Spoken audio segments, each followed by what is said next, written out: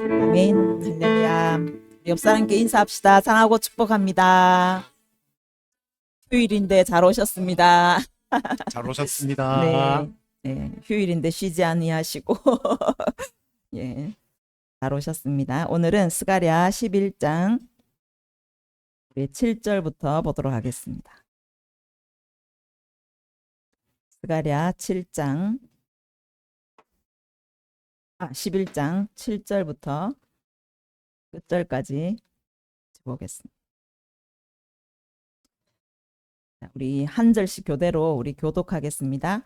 내가 잡혀 죽을 양떼를 먹이니 참으로 가련한 양들이라. 내가 막대기 둘을 취하여 하나는 은총이라 하며 하나는 연합이라 하고 양떼를 먹일세.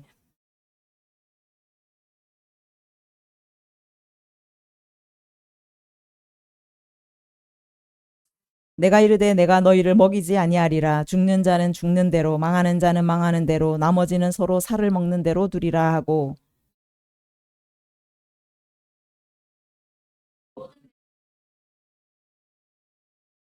당일에 곧 패함에 내 말을 지키던 가련한 양들은 이것이 여호와의 말씀이었던 줄 안지라.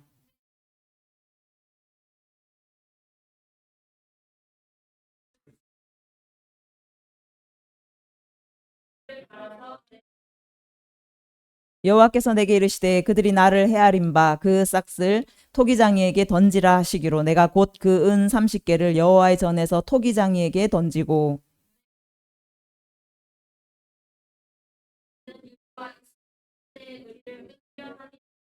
여호와께서 내게 이르시되 너는 또 어리석은 목자의 기구들을 빼앗을지니라.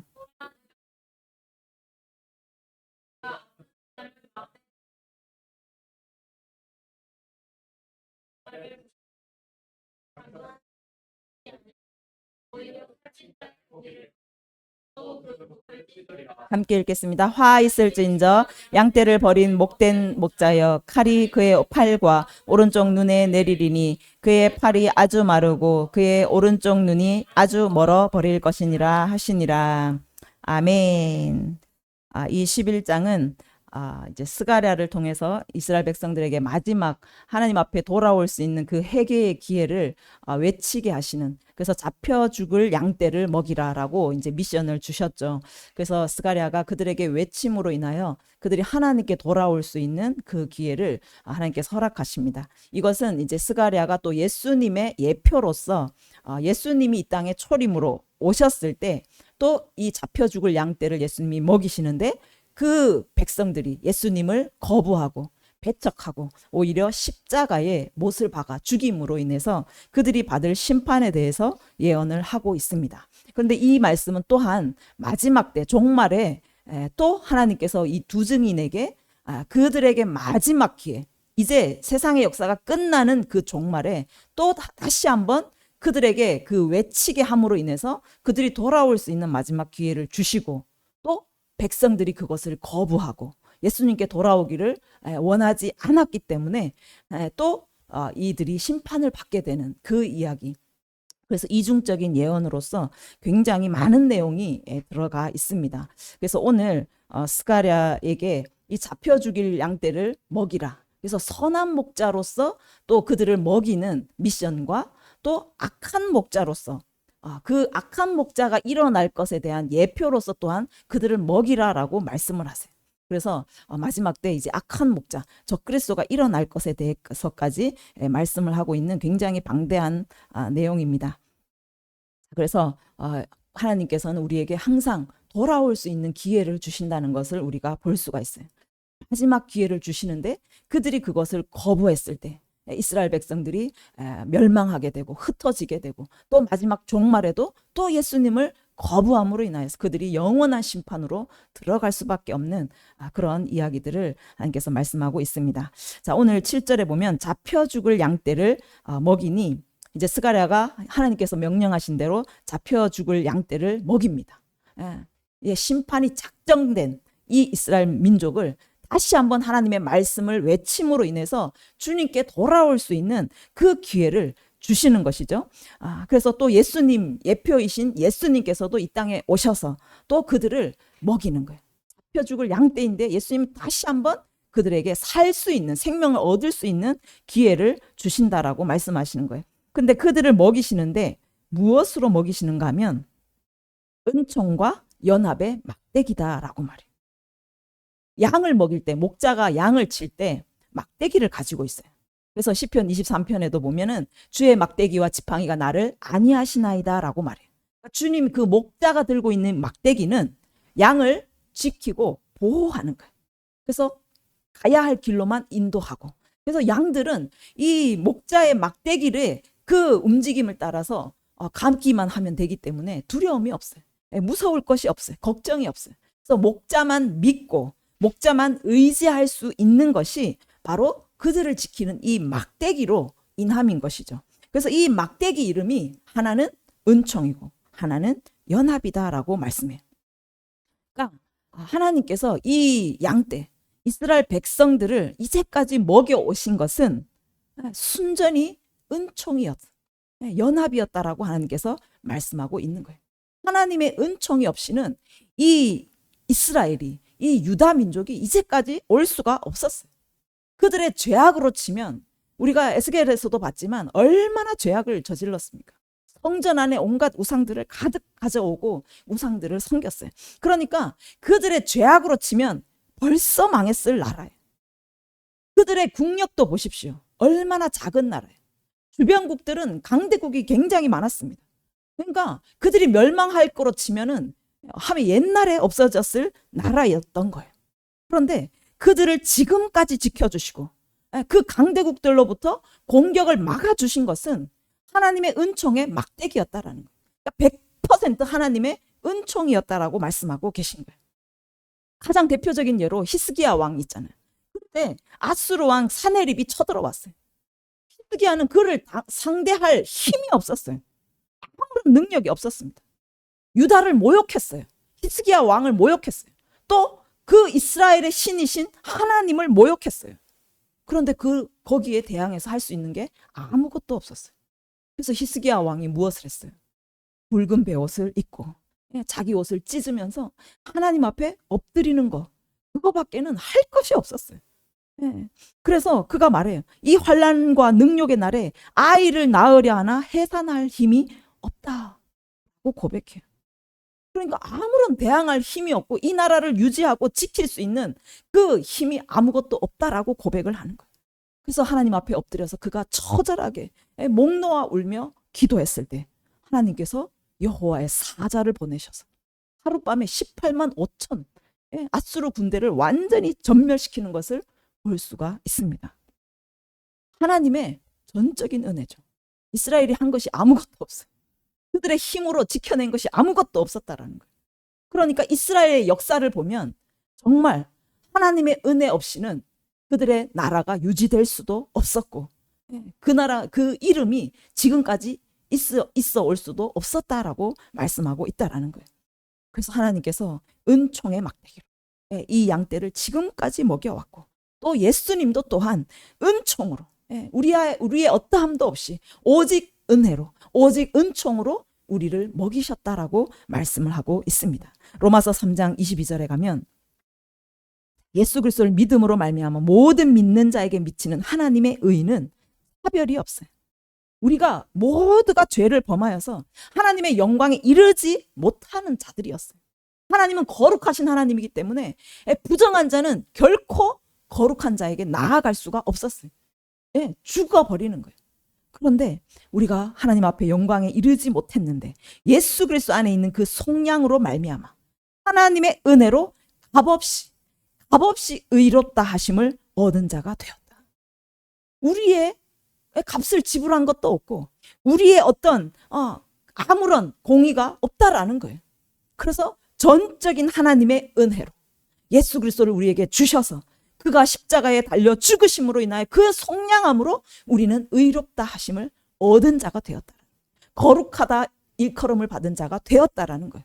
그래서 거룩하신 하나님 앞에 나아갈 수 있는 자가 된 거예요. 우리는 자격이 없는 자예요. 오직 예수 그리스도의 보혈의 피로 하나님 앞에 나아갈 수 있는 그 자격을 얻은 자인 거예요. 그런즉 자랑할 때가 있느냐? 우리가 자랑할 것이 무엇이 있습니까? 내가 한 공로가 무엇이 있습니까? 아무것도 없다라는 거예요. 아무것도 없어요. 오직 하나님의 은혜로다. 그래서 하나님의 이 은총, 오직 하나님의 은혜, 이것으로 우리가 하나님의 자녀가 되고 하나님의 상속자가 되고 내가 오늘 숨을 쉴 수가 있고 내가 오늘 가정을 이루고 자녀들을 우리가 가지게 되었고 또 직장을 다니고, 여러분 생각해 보십시오. 우리 삶 가운데 하나님의 은혜가 아닌 것이 무엇이 있습니까? 하나님의 은혜 없이 이루어진 것이 무엇입니까? 정말 하루하루 숨을 쉬고 살 수 있는 그 모든 것이 전적인 하나님의 은총인 것을 여러분 믿으시기를 바랍니다. 아멘. 그런데 8절부터 보시면 그 이스라엘 백성들이 하나님께서 은총의 막대기로, 전적인 은총으로 이제까지 그들을 먹여오셨는데 그들이 하나님을 싫어했다라고 말씀. 세번역을 보면 이해가 더 쉬운데, 나에게 목자 셋이 있는데 나는 그들이 하는 일을 더 이상 참고 볼 수 없었다. 그들이 나를 미워하였으므로 나는 한 달 안에 그 세 목자를 다 해고하였다라고 말해요. 이스라엘에 목자 셋이 있었어요. 하나님께서 이 목자들을 세워서 은총의 막대기로 이 백성을 먹이게 하셨어요. 그래서 하나님께서는 자기 생명으로 예수를 보내셔서 그 생명을 내어 주기까지 그 양떼를 먹이게 하셨어요. 전적인 은총으로 백성을 먹이셨는데 그들이 어떻게 합니까? 하나님을 사랑하지 않아, 미워한다. 하나님을 알지도 못하고 외면하고 거부하고, 오히려 거부하고 배척하는 일들, 그 모습을 보게 되는 거예요. 그래서 하나님께서 어떻게 하십니까? 더 이상 이 목자들을 두고 볼 수가 없다. 그래서 이 세 목자를 해고했다, 제거했다라고 말씀하고 계신 거예요. 스가랴 당시에 목자들은 누구입니까? 이스라엘의 지도자들이잖아요. 기름 부어서 세운 하나님의 지도자들인 거예요. 그래서 예레미야 2장 8절에 가면 제사장이 나오죠. 기름을 부어서 하나님 앞에 예배하는 자로 세우신 제사장이 있고 또 관리들이 있어요. 이거 왕이죠. 왕들도 하나님께 반역하고 제사장들도 하나님을 찾지 않고, 선지자들은 하나님의 음성을 듣는 것이 아니라 오히려 바알의 이름으로 예언을 하고, 이스라엘의 목자라고 세워놓은 세 목자가 다 하나님을 미워하는 거예요. 하나님을 거부하고 외면하는 거예요. 하나님을 알지 못하는 거예요. 그래서 이 목자들이 예레미야 12장 10절에 가면 많은 목자들이 내 포도원을 헐었다. 하나님의 백성들을 짓밟았다. 내 몫을 짓밟아서 내가 기뻐하는 땅을 황무지로 만들었다. 생명이 없는 그냥 황무지와 같은 땅으로 만들어버렸다라고 말씀하고 있다라는 거예요. 그러니까 양떼를 돌보라고, 양떼를 먹이라고 세워놓은 이 목자들이 오히려 양들을 팔아먹고 살찐 양들을 잡아먹고 불쌍히 여기지도 않는 그런 못된 목자로 그렇게 세워졌다라는 거예요. 그래서 예수님께서 이들을 해고해 버리신 거예요.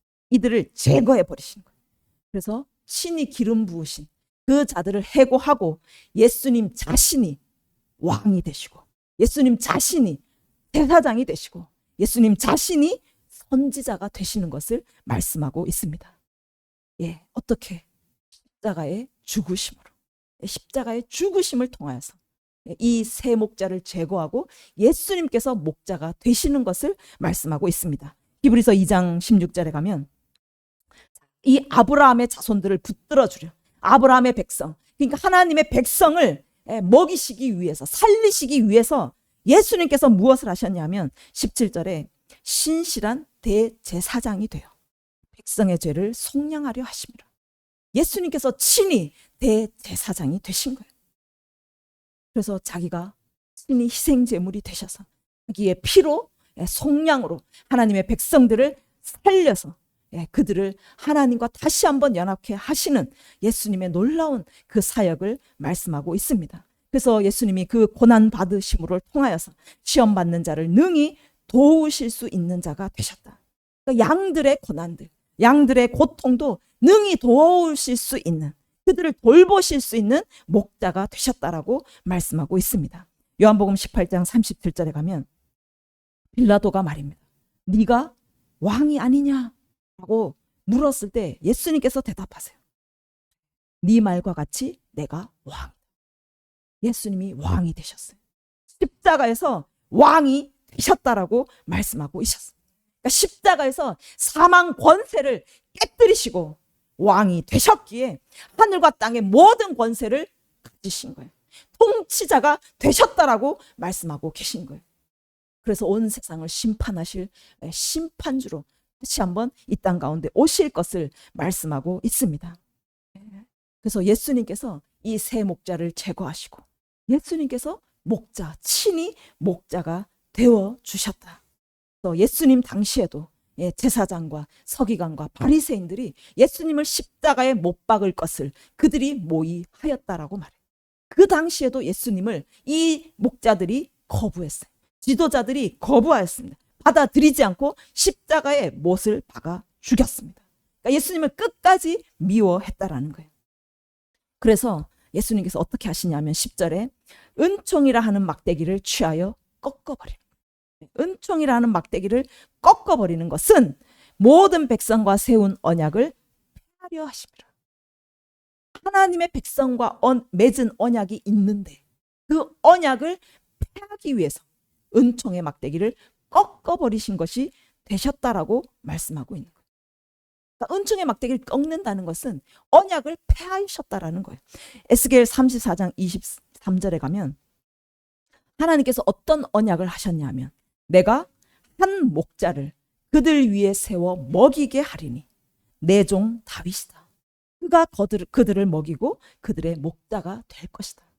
다윗의 자손으로 오셔서 한 선한 목자가 일어날 것을 말씀하고 계세요. 바로 예수님이죠. 예수님께서 그들의 목자가 되시고 또 그들의 왕이 되실 것을 말씀하고 있습니다. 그래서 그들과 화평의 언약을 맺어요.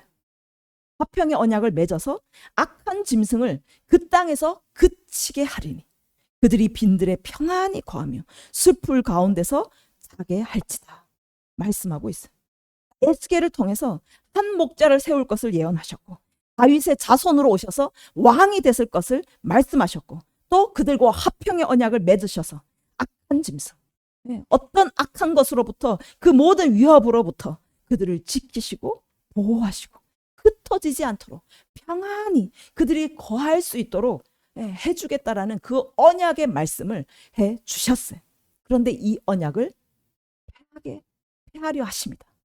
그러니까 은총의 막대기를 꺾어버리신다는 것은 이 언약을 폐하셔서 그들을 보호하시고 그들을 평안히 지켜주시겠다는 그 언약을 폐하신다라고 말씀하고 계신 거예요.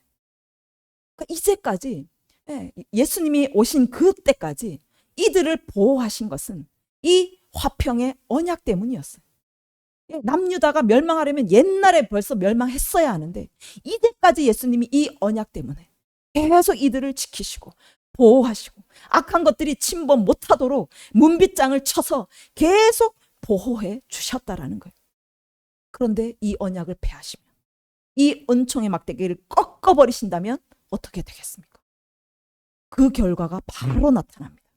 11절에 보면 당일에 그 은총의 막대기를 꺾어버린 그 당일, 그 즉시 보호를 꺾는 그 순간 하나님의 보호가 떠나는 그 즉시 그 땅은 패망으로 가게 되는 것을 우리가 보게 되는 거예요.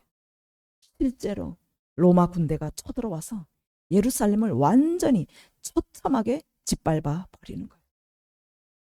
그 이스라엘 예루살렘 성을 그들이 포위했어요. 그 안에서 그들이 굶어 죽고 죽는 자는 죽는 대로 망하는 자는 망하는 대로 그리고 그 포위되어 있음으로 인하여 그 안에 양식이 떨어지고 물이 떨어짐으로 인하여서 서로 살을 먹는 그것을 그대로 둘 것이다 라고 말씀합니다. 이것이 실제로 이루어졌습니다. 먹을 것이 없으니까 실제로 자녀들을 잡아먹는 일들이 일어났어요. 그 안에 엄청난 사람들이 그냥 죽어갔다라는 거예요. 그러니까 하나님께서 그 보호의 문빗장을 꺾어버리는 순간 그 즉시 그 당일에 대적의 손에 처참하게 무너지는 것을 보게 되는 거예요. 그래서 그들이 어떻게 됩니까? 그것이 꺾여짐으로 인해서 그때서야 깨닫게 되는 거예요. 하나님의 은총의 막대기가 꺾여져 하나님의 보호하심이 이게 걷어지는 그 순간 그 즉시 죽는 자가 막 죽어가고 서로 살을 먹는 그것을 보면서 이것이 여호와의 말씀이었던 줄 안지라. 그때서야 알게 되었다라는 거예요. 그전에는 깨닫지 못했어요. 아무리 외쳐도 예수님이 오셔서 말씀하셔도 그들이 깨닫지 못했어요. 거부했습니다. 말씀을 듣지 않았어요. 그런데 실제로 하나님의 예언하신 말씀이 이루어지는 것을 보면서 그 말씀이 진짜 하나님의 말씀이었던 줄 안지라. 그때서야 그들이 깨닫고 알게 되었다라는 거예요. 그러니까 하나님의 백성들이 얼마나 우둔하고 얼마나 어리석었는지를 우리가 보게 되는 거예요. 누가복음 21장 20절에 예수님께서도 말씀하셨어요. 예루살렘이 군대들에게 에워싸이는 것을 보거든 그 멸망이 가까운 줄 알라. 그때 유대에 있는 자들은 산으로 도망할 것이요 성내에 있는 자들은 나갈 것이며 손에 있는 자는 그리로 들어가지 말지어다. 실제로 로마에 의해서 예루살렘이 멸망될 때 그 포위가 된 로마 군대에 의해서 에워싸이는 걸 보면 그 즉시 멸망이 될 것을 알아라라는 거예요. 멸망이 가까운 줄 알고 절대로 그 성으로 들어가지 말라. 왜냐하면 그 갇혀서 꼼짝없이 죽게 되는 거예요. 그래서 예수님께서 그들에게 회개를 외쳤어요. 하나님께 돌아오라고 외쳤습니다.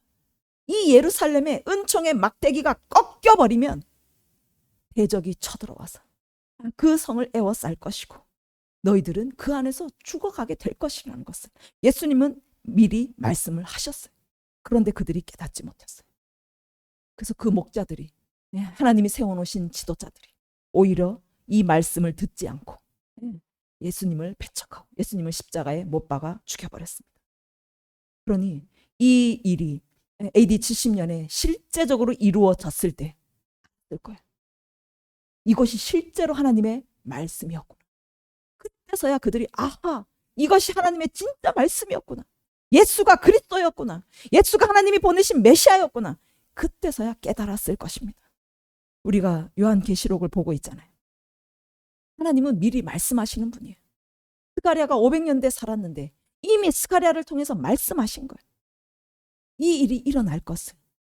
하나님은 아무도 모르게 갑자기 막 덮쳐지는, 갑자기 심판을 막 부어지는 그렇게 하시는 분이 아니시라는 거예요. 계속 경고하시는 거예요. 선지자들을 보내시고 스가랴를 그 예수님의 예표로 또 마지막 때의 예표로 너는 선한 목자가 되고 또 악한 목자의 그 모습을 보여라. 계속 보여주시는 거예요. 그러면서 백성들에게 경고하시고 마지막 기회 하나님께 돌아올 수 있는 그 기회를 계속 끊임없이 주신다라는 거예요. 예수님도 이 땅에 오셔서 마지막 경고로 그들에게 또 외치셨어요. 그런데 그들이 끝까지 듣지 않았어요. 끝까지 듣지 않았어요. 결국엔 예수님을 버리고 그들이 살 수 있는 마지막 기회를 놓쳐버리고 멸망에 이르게 되었다라는 것입니다. 그래서 요한계시록의 요한을 통해서도 마지막 때에 우리가 살 수 있는 길을 하나님께서 경고하고 계신 거예요.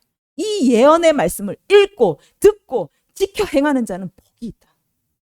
이 경고를 듣는 자, 그 말씀을 계속 묵상하며 깨닫고 이 말씀대로 이루어지는구나. 준비하는 자는 반드시 생명을 얻게 된다라고 말씀하고 있다라는 거예요. 그래서 교회에게 나팔을 부시는 거예요. 우리가 이제 나팔 재앙으로 들어갔잖아요. 그래서 끊임없이 백성들에게 나팔을 부는 거예요. 두 증인이 계속 하나님께 돌아오라고. 하나님이 이제 곧 오신다. 예수님이 곧 오신다라는 것을 계속 나팔을 불게 하시는 거예요. 듣는 자는 살 것이고 듣지 않는 자는 그들은 영원한 멸망으로 가게 될 것입니다. 그래서 스가랴에게 이 잡혀 죽을 양떼를 그래도 포기하지 말고 마지막 기회로서 하나님의 말씀을 외치라 하고 하나님께서 미션을 주셨는데 12절에 보면 스가랴가 이 목자의 미션을 지금 수행하는 데 있어서 그 목자의 품삯을 내게 달라라고 제안을 했습니다. 너희가 좋게 여기거든 내 품삯을 내게 주고 그렇지 아니하거든 그만두라. 그랬더니 그들이 어떻게 합니까? 스가랴가 목자의 이 사명을 감당하는 데 있어서 그들이 품삯을 어떻게 줬냐 하면 30개 그것을 달아서 내 품삯을 삼은지라. 이 30개는 고대 근동 세계에서 노예를 사고 팔 때 그 노예의 몸값이 바로 30개. 출애굽기 21장 2절에 가면 소가 만일 남종이나 여종을 받으면, 종이에요, 노예예요. 남자 종이든지 여자 종이든지 소가 받아서 죽여버렸어요. 죽었어요. 종이 죽었어요. 그러면 소임자가 이 노예의 몸값으로 얼마를 줘야 되냐면 은 30세겔이에요. 은 30이 노예의 몸값이에요. 그러니까 노예 한 사람을 사고 파는 것도 은 30이고 노예가 소에 떠받쳐서 죽어버려도 그 목숨값이 은 30이라는 거예요. 그래서 하나님께서 은총으로 끝까지 양떼를 먹이고 목숨까지 내어주면서 보살핀 그 사랑의 대가, 그 생명의 대가, 그 몸값이 바로 노예의 몸값이었다. 노예의 몸값으로 은 30이었다라는 거예요.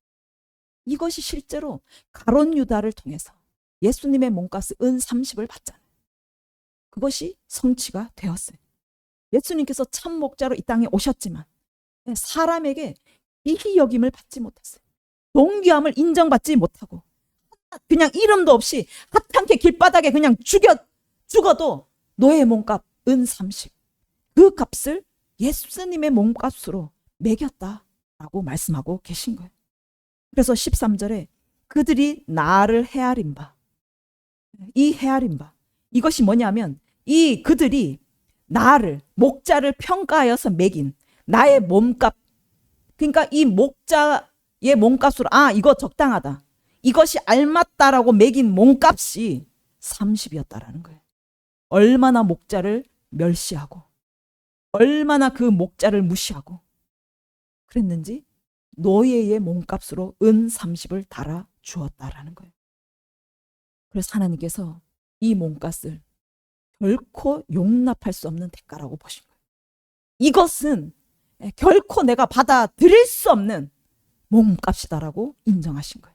그래서 양들을 위해서 목숨을 내어준 그 참목자의 생명값으로는 내가 도저히 받아들일 수 없는 싹시기 때문에 그것을 받지 말고 토기장이에게 던져라 라고 하나님께서 명령하세요. 생명을 주면서까지 끝까지 은총으로 그 백성을 먹인 값, 생명을 내어주면서까지 그들을 끝까지 먹인 값이 겨우 은 30, 겨우 노예의 생명값.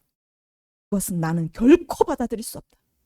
그것을 내가 결코 받아들일 수 없으니 그것을 받지 말고 토기장이에게 던져라 라고 하나님께서 말씀하시는 거예요.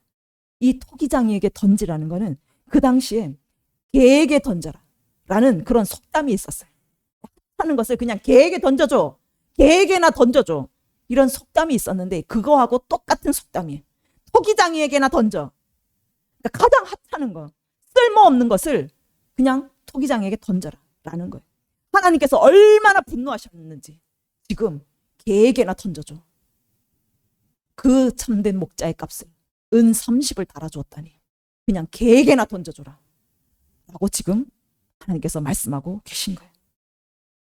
그리고 이 토기장에게 던진다라는 것은 예레미야 19장 1절에 가면 토기장의 옹기를 사고 백성의 어른들과 제사장의 어른 몇 사람과 함께 하시드문 어기 곁에 있는 흰놈의 아들 곡자기에 가서 거기에서 내게 이른 말을 선포해라. 예루살렘 주민아, 여호와의 말씀을 들을지어다. 만군의 여호와 이스라엘의 하나님이 이같이 말씀하시되 보라, 내가 이곳에 재앙을 내릴 것이다. 이곳에 내가 재앙을 내릴 것이다 라고 말씀하고 있어요. 하시드문 그 곁에 토기장이가 있어요. 이 하시드문은 질그릇 조각의 문이다라는 뜻이에요. 질그릇 조각의 문이에요. 그래서 이 문 곁에 흰놈의 아들 골짜기가 있는데 이 토기장이들이 토기를 만드는 그 토기 작업장이 있잖아요. 토기를 만드는 그 작업장이 흰놈의 아들 골짜기 옆에 있다라는 거예요. 골짜기하고 붙어 있다라는 거예요. 그러니까 이 은 30을 토기장에게 던졌다는 것은 예레미야 말씀처럼 이 흰놈의 아들 골짜기, 즉 흰놈의 아들 골짜기가 무엇입니까? 자녀들을 불에 태워서 몰렉에게, 그 몰렉 신에게 제사하던 바로 그 더럽고 가증한 땅이에요. 그 땅에 참목자의 생명값을 그 흰놈의 아들 골짜기에 던짐으로 인해서 하나님의 분노, 하나님의 진노가 이 땅에 쏟아지고 그 더러운 값을 매겼던 그 악한 백성을 심판하실 것을 지금 말씀하고 있는 거예요. 그래서 그곳에 재앙을 내릴 것이다. 재앙으로 그곳을 칠 것을 지금 예언하고 있다라는 거예요. 그래서 정말 참된 목자, 그들을 배척하고 그들을 멸시하고 무시하고 겨우 노예의 몸값으로 예수님의 그 생명값을 은 30의 단 그들을 하나님께서 결코 용납하지 아니하시고 그들에게 재앙, 그들에게 심판을 내릴 것을 말씀하고 있습니다. 그리고 14절에 보면 내가 연합이라 하는 둘째 막대기를 꺾었으니 이는 유다와 이스라엘 형제의 의리를 끊으려 함이라. 은총의 막대기도 끊어버렸지만 이제 더 이상 그들을 지키지 않고 보호하지 않고 그래서 그들이 흩어지고 온 세계로 흩어지는 그 멸망으로 심판으로 가게 하겠지만 또 연합이라는 둘째 막대기도 완전히 꺾어버리실 것을 말씀하고 있어요. 그래서 그들을 더 이상 불쌍히 여기지 않고 유다와 이스라엘의 형제의 의리를 완전히 끊으려 한다. 그러니까 이 연합이라는 거는 마태복음 23장 30절에 가면 예수님께서 이 땅에 오셨을 때도 예루살렘아 예루살렘아 선지자들을 죽이고 내게 파송한 자들을 돌로 치는 자요. 계속 하나님의 보내신 진짜 목자를 돌로 치고 또 죽이고 배척했던 그들에게 지금 말씀하고 계신 거예요. 암탉이 그 새끼를 날개 아래에 모음같이 내가 내 자녀를 모으려 한 일이 몇 번이더냐. 그러나 너희가 원하지 아니하였다. 하나님께서는 연합의 막대기로 계속 그들을 모으려 했다라는 거예요. 하나님의 연합된 자, 하나님 안에 거하는 자, 하나님과 하나 된 백성으로 또 유다와 이스라엘, 그 유대와 이방인을 하나 되게 하려는 그 하나님의 열심이 있었다라는 거예요. 그런데 그들이 원하지 않았다. 그들이 스스로 심판으로 재앙으로 들어가기를 자처했다라는 것을 말씀하고 있는 거예요. 하나님께서 이제 연합의 막대기를 꺾어버리셔. 그러면 유다와 이스라엘의 형제애가 의리가 꺾여버리는 거예요. 이스라엘은 전에도 말씀드렸지만 아수르에 의해서 멸망당했잖아요. 전 세계로 흩어져 버렸어요. 이방인을 상징해요. 그래서 남유다를 통해서 그 하나님은 남유다를 계속 보호하시는 일들을 하셨지만 전 세계에 흩어진 그 이스라엘, 잃어버린 양들을 계속 모으는 일, 그들도 하나님께서 지켜주셨다라는 거예요. 이 요한복음 10장 16절에 가면 이 우리에 들지 아니한 다른 양들이 있어 내게 있어 그들을 내가 인도하여야 할 터이니 그들도 내 음성을 듣고 한 무리가 되어 한 목자에게 있으리라. 그러니까 우리에 들지 아니한 다른 양들도 내게 있는데 내가 그들도 인도하여 하나님 안에서 한 형제가 돼, 한 무리가 되어서 한 목자 안에, 한 하나님 안에 있게 하시려는 것이 하나님의 뜻이었다라고 말씀하고 있는 거예요. 그런데 이것을 꺾어버리시는 거예요. 꺾어버리시는 거예요. 당시 로마에 의해서 이스라엘 백성들이 수도 없이 죽임을 당하고 남은 자들이 전 세계로 흩어졌습니다. 그러면서 그 이후에 유대인들은 어떤 이 인류 역사 가운데 큰 전쟁 때마다 유대인들은 집단 학살들을 당하게 돼요. 가장 큰 것이 무엇입니까? 히틀러가 유대인을 600만을 학살했던 엄청난 일들이 일어나게 되는 거예요. 그러니까 전 세계가 유대인을, 인종 자체를 멸시하고 유대인을 싫어하는 그 혐오의 대상이 되어버렸어요. 요즘에 더 심해졌잖아요. 전 세계 지금 유대인들이 굉장히 테러를 당하고 그 반유대주의, 그 감정이 굉장히 폭발적으로 일어나서 유대인들이 고통을 당하고 있습니다. 이것이 왜 그렇습니까? 연합의 막대기가 꺾여져 버린 거예요. 유다와 이스라엘, 유대와 이방인들의 그 의리가 완전히 꺾여져 버렸기 때문에 그 형제들로부터 멸시를 당하고 형제들로부터 혐오를 당하고 있다라는 거예요. 죽임을 당하고 있다라는 거예요. 그래서 정말 그들을 은총과 연합으로 계속 먹이시고 끝까지 그들을 지키려 하셨던 그 참목자를 그들이 거절하고 그들을 참목자를 배척함으로 인하여서 결국에 하나님께서 이 은총의 막대기와 연합의 막대기를 꺾어버림으로 인하여서 이런 비극적인 심판이 그들에게 임하였다라고 말씀하고 있습니다. 그래서 이제는 하나님께서 어떻게 하시냐면 선한 목자를 보냈을 때 그들이 배척하였기 때문에 이제 내가 악한 목자, 어리석은 목자를 세울 것을 말씀하고 있습니다. 자, 15절에 보면 여호와께서 내게 이르시되 너는 또 어리석은 목자의 기구들을 빼앗을지니라. 이것이 세번역으로 보면 좀 이해가 쉬운데 너는 이번에는 쓸모없는 목자로 분장하고 그 구실을 하여라. 스가랴에게 두 번째 미션을 줘요. 선한 목자로 사명을 감당하겠는데 선한 목자를 배척했잖아요. 그런데 그러니까 이번에 그렇다면 너는 쓸모없는 목자, 어리석은 목자로 분장을 하고 그 어리석은 목자처럼 역할을 해라라고 미션을 주시는 거예요. 그래서 그 어리석은 목자를 일으켰더니 그 어리석은 목자가 어떻게 합니까? 그가 없어진 자를 마음에 두지 않아요. 흩어진 자를 찾지 않고 상한 자를 고치지 않고 강건한 자를 먹이지 않고 오히려 살찐 자의 고기를 먹고 그 굽을 찢으리라. 화 있을진저 양떼를 버린 목된 목자야. 칼이 그의 팔과 오른 눈에 내리리니 그 팔이 아주 마르고 그의 오른쪽 눈이 아주 멀어버리리라. 이 못된 목자는 쓸모없는 목자, 어리석은 목자, 아무것도 아닌 가치 없는 목자라고 하나님께서 지금 말씀하고 있어요. 그래서 이 못된 목자의 예표로 스가랴를 지금 세우셔서 나중에 이 못된 목자가 실제로 일어날 것을 말씀하고 있어요. 그래서 이것은 로마 시대에는 로마 그 디도 장군이었겠죠. 로마 시대에 얼마나 그들이 멸망을 당하고 심판을 당할 것을 말씀하시고 또 마지막 시대 이 종말이 가까운 이때는 하나님께서 적그리스도 이 못된 목자를 일으키셔서 이 적그리스도가 없어진 자를 마음에 두지 않고 흩어진 자를 찾지도 않고 상한 자 고치지 않고 강건한 자 먹이지도 않고 살찐 자를 오히려 잡아먹고 굽을 찢어버리는 못된 목자가 일어날 것을 지금 말씀하고 있다라는 거예요. 그래서 이 못된 목자도 하나님께서 심판의 도구로 사용하는 자예요. 자기가 자기 스스로 하는 것이 아니라 하나님께서 허용하시는 심판의 도구로 허용하신 자인 것을 우리가 알 수가 있다라는 거예요. 그래서 이 양떼를 버린 악한 목자를 이 하나님의 심판을 이 땅에 부으시는 도구로 사용하실 것을 말씀하고 있습니다.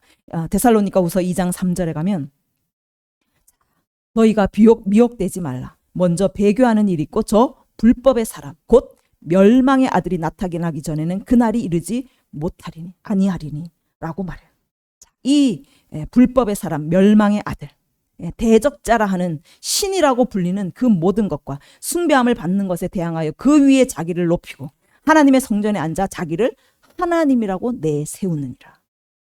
이것이 마지막 때 일어날 못된 목자 적그리스도 멸망의 아들을 예언하는 말씀이죠. 다니엘도 예언합니다.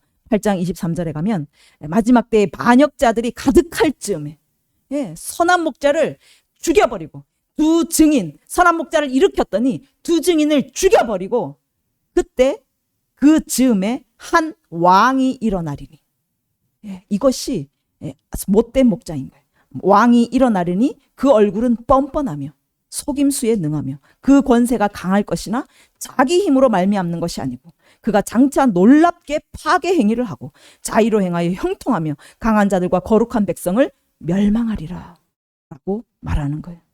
그러니까 이 못된 목자는 양떼를 버리고 돌보지 않을 뿐만 아니라 스스로 큰 채해요.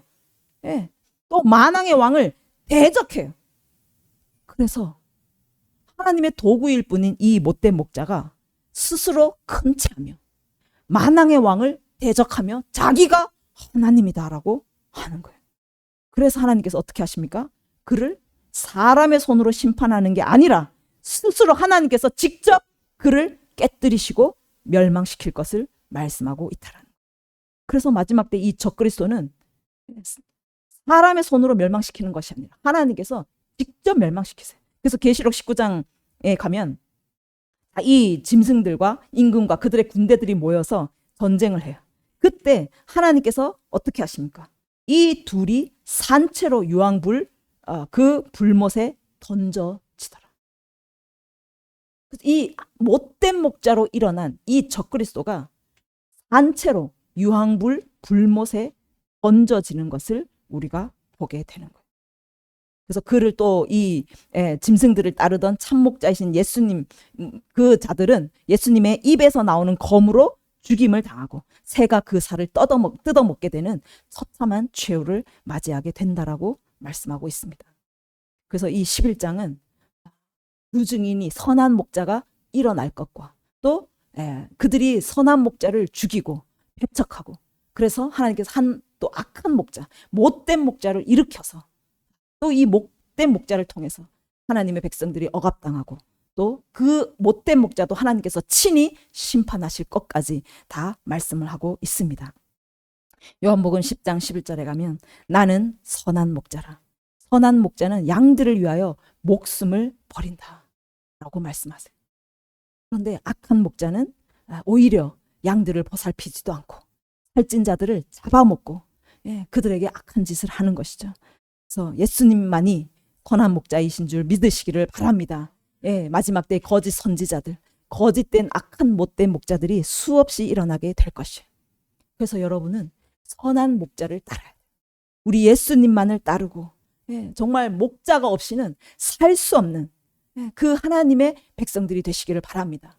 양은 실제로 앞이 보이지 않는 눈이 시력이 굉장히 나쁘다고 하잖아요. 그러니까 한치 앞을 보지를 못해요. 그러니까 스스로 먹이도 찾을 수 없고 시냇물도 찾을 수 없고 길을 찾을 수도 없어요. 그리고 스스로 방어해낼 능력도 없습니다.